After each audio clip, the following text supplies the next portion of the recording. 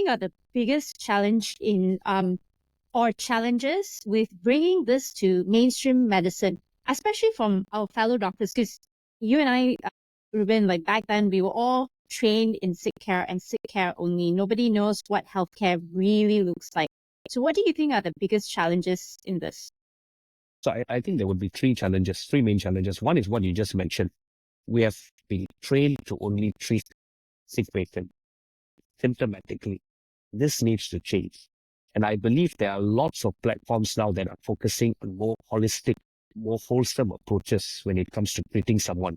You don't just treat the symptoms. You got to treat the underlying problems. You got to change the lifestyle. You've got to do so many things before you look at the symptoms.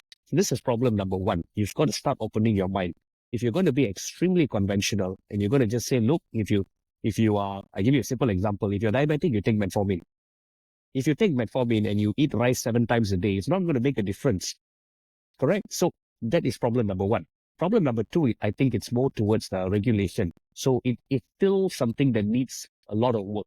I think Malaysia is doing pretty well. There are lots of bodies who are actually involved in trying to regulate, but internationally, some countries are still, no, don't talk about this to me. So regulation is a problem, but it is being worked on. Ultimately, when this is okay, then you start seeing this coming more into mainstream. And I think the third problem is the industry itself. So there has to be some form of direction in the industry itself that focuses more on the proper approach. So how do you actually get the products out there? What are the work that has been done? What are the investigations that need to be done? These three needs to be sorted out before this becomes mainstream. So it sounds easy, but it's a lot of work. I think it has been something that has been going around for the last 20 years. It's not new. So when people listen to stem cells, they're like, oh, it's very new. No, it's not new. It's been around for more than 20 years. It's just that it is not easy to get this on the books because it is biologics. It is not, it's not like medicine where you take something and you know something is going to happen. This is biologics. It works in your body and it works differently in everyone's body. I think that is one of the issues that will eventually be addressed as well.